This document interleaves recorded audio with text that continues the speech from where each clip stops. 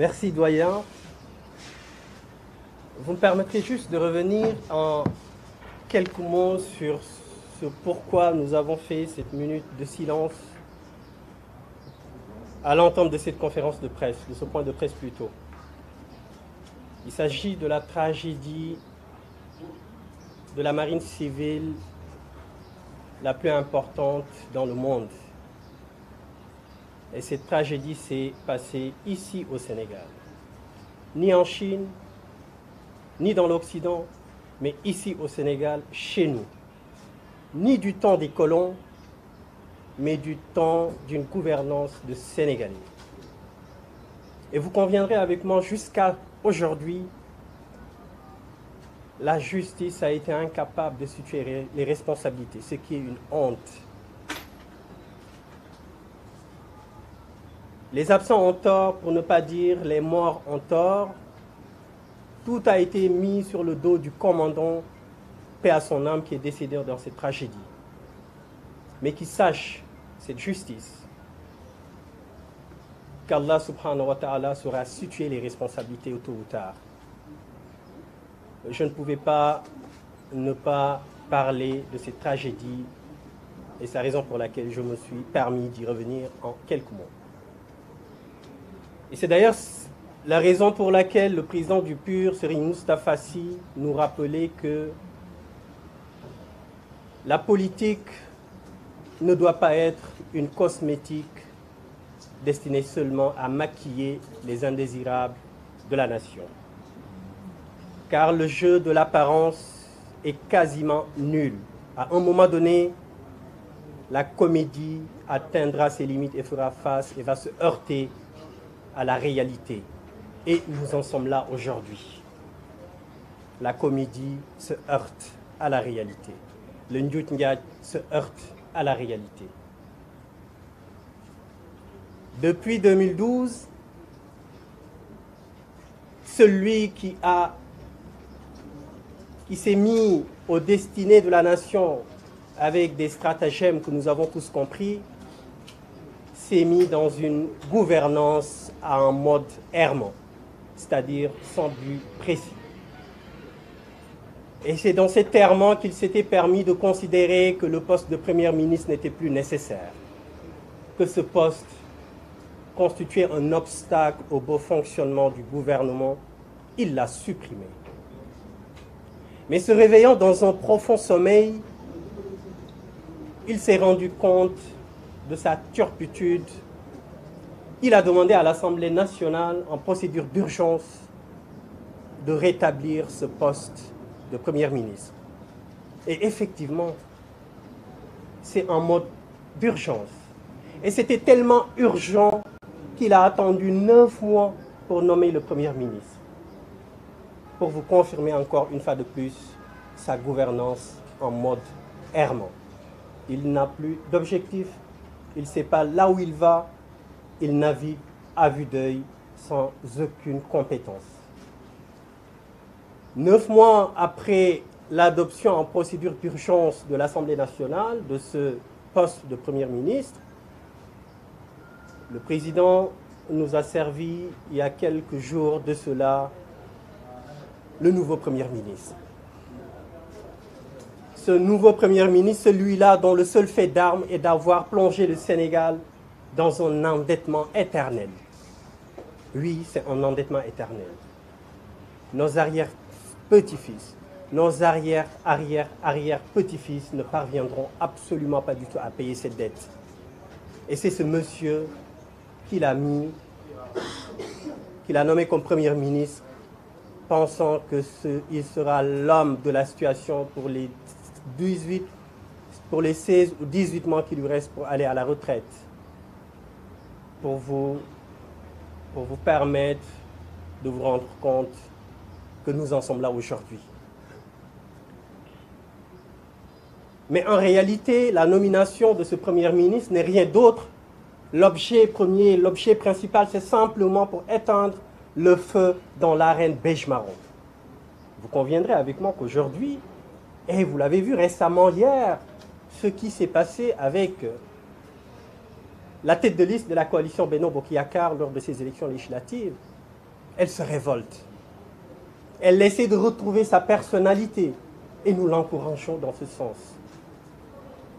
Mais en réalité, si le président de la République s'est permis avec froideur de l'humilier devant ses pairs et de l'humilier devant tous les Sénégalais, c'est juste parce que le président sait que la tête de liste a été battue. La tête de liste a été laminée par la coalition Yewwi Askan Wi, avec comme tête de liste M. Ousmane Sonko. S'il s'est permis, comme je l'ai dit tantôt, de l'humilier, c'est parce qu'elle a été battue. C'est une confirmation de sa défaite, une confirmation des stratagèmes qu'il a mis en place pour obtenir ses 82 députés. Et nous l'avions dit lors de notre communiqué du 2 août.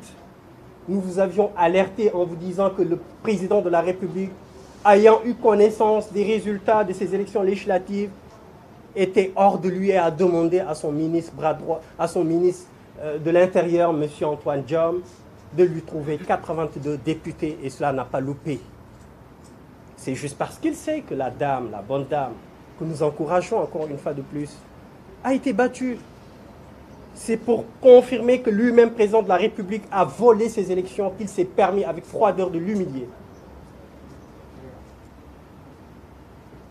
Et donc l'objectif, le but premier de la nomination de ce Premier ministre, comme je l'ai dit tantôt, est pour éteindre le feu dans l'arène Béchemaro.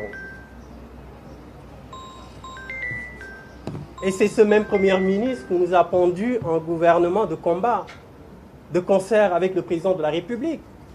Parfois, nous nous plairons de considérer que le président de la République subit un test de la psychologie inversée. Vous savez, quand on subit le test de la psychologie inversée, on fait toujours le contraire de ce qu'on doit faire. En 2012, quand il a accédé aux destinées de ce pays, le peuple lui avait fait comprendre qu'il fallait combattre le chômage. Au lieu de combattre le chômage, il a fait la promotion du chômage.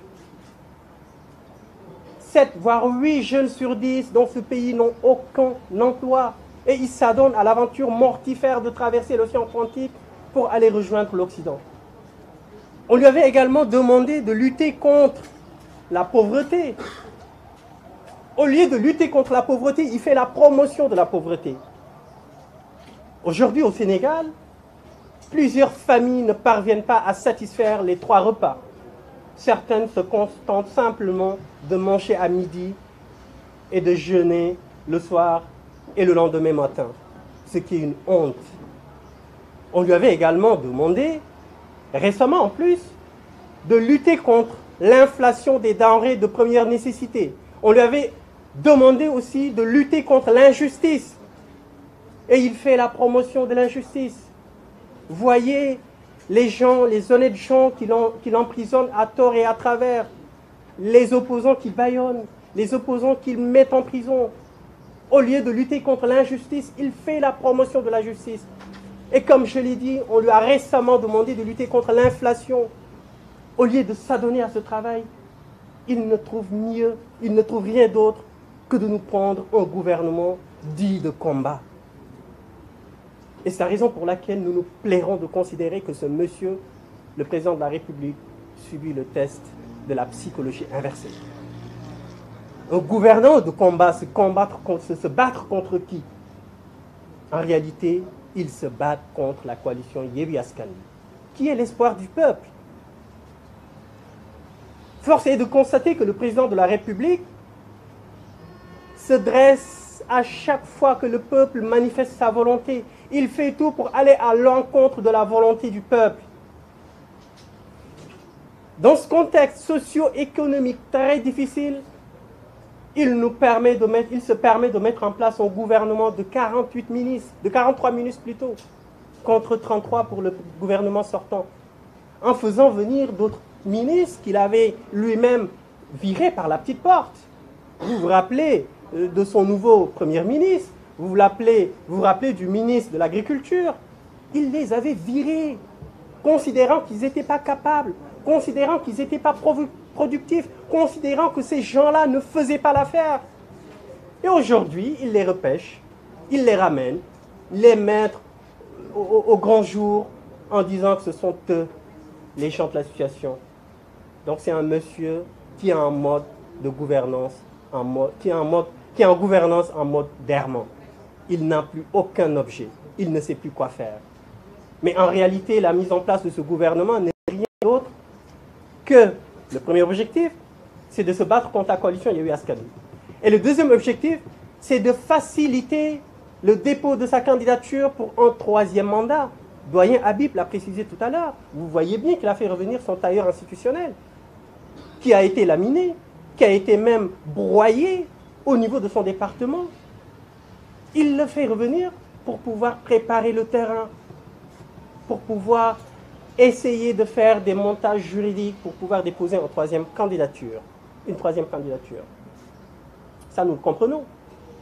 La souffrance des Sénégalais, c'est pas sa priorité. La difficulté que rencontrent nos concitoyens qui dorment, qui ne parviennent même plus à dormir chez eux parce qu'ils sont inondés. Ce président qui dit avoir mis plus de 700 milliards pour lutter contre les inondations, et aujourd'hui vous vous rendez compte que ce discours n'est rien d'autre que du n'importe quoi. Enfin, c'est quelque chose qui n'est fondé sur rien du tout. On ne peut pas avoir dépensé plus de 700 milliards et que les Sénégalais se retrouvent à dormir dans de l'eau, à la belle étoile, à chaque fois qu'il pleut. Ce monsieur, je pense, comme l'a précisé Doyen, il a des problèmes psychologiques. Il faudrait nécessairement que son entourage, et nous encourageons tous ces représentants qui commencent à se rendre compte de la gravité de la situation, puisqu'on dit mieux vaut tard que jamais. Madame Mimi Touré, certes, elle a été humiliée, mais elle est en train de se réveiller. Mais nous l'encourageons à se réveiller davantage. Nous demandons également à d'autres de ses collègues de se réveiller, qui se rendent compte que la situation est d'une gravité extrême. Ils ne peuvent pas continuer de cautionner les actes de ce président de la République qui est à la dérive. Loolu moo tax ñu bëgg wax ñi nga xamante ne nii toogoon nañ ci at yu weesu di addu lu jëm ci troisième mandat, parce que comme ni ma ko waxee léegi ci nasaraan, li tax Macky Sall mettre en place ce gouvernement, c'est pour pouvoir mu préparer candidature pour un troisième mandat. ñu ngi leen di wax ñooñu doon wax ni Macky Sall mënul am troisième mandat, ñu ngi leen di wax na yàlla tax rek ñu nekk ay nit ñu dëggu. Bari nañu mën nañ leen lim, am na ñu ci nekk assemblée nationale, am na ñu ci nekk ministre, pour bañ a tudd di seeni tur, ñu ngi leen di ñaan ne leen na ñu nekk ay nit ñu dëggu. waaye xam naa ne fekki fan léegi ñu commencé wut ay attestation pour wane ne dañu am Alzheimer, parce que du ñu am fit maintenir wax ya ñu doon wax ci at yi ñu weesu. waaye dinañu xam ne askanu Sénégal du leen bàyyi ci noonu. askanu Sénégal parce que expérience yi génn ci nguur yi fi nekkoon bëggoon def troisième mandat, sénégalais yi sanctionné loolu moo fi nar a amaat. donc ñu ngi wax sénégalais yi di wax ñoom ñooñu nekk ak président bi nga xam ne nii dafa xaw a xamatul li muy def, ñu wax leen ne leen nañu nekk ay jullit wala nañu nekk ay nit ñu gëm. parce que boo gëmee ci diine boo mën di gëm, sa wax dafay am solo, wax da nga ciy bàyyi xel. te li ñu constaté léegi moo di ñiy wax seeni wax surtout ci niveau politique seeni wax jëriñutul dara. loolu nag baaxul, puisque boo demee bay def politique da nga war a nekk référence ci sa société, nekk koo xam ne nii dafa làmbu jikko yu sell. boo waxee ñëpp xam ne kii ku jub la, boo waxee ñëpp xam ne kii ku dëggu la, boo waxee ñëpp xam ne kii doyloo nañ ko. loolu nag moo amatul ci langue politique bi, bëreetu ci, surtout ci ñoom ñooñu wër Macky Sall. donc loolu la ñu bëggoon wax ci diir bu gàtt lu jëm ci gouvernement bi, xam ne gouvernement naxaate la, gouvernement boo xam ne nii liggéey taxu leen jóg, gouvernement boo xam ne nii seen objectif principal mooy ñu préparer Macky Sall mu am troisième candidature am, te it xool nu ñu mën a jéem a faagaagale waa Yewwi Askan Wi. waaye li ñu xamul moo di Yewwi Askan Wi alalu sénégalais yi la, te sénégalais yi duñu seetaan ñu leen di faagaagal. wasalaamaaleykum wa rahmatullah. jërëjëf Cheikh Ahmed Tidiane. léegi ñu jox kàddu gi le président Khalifa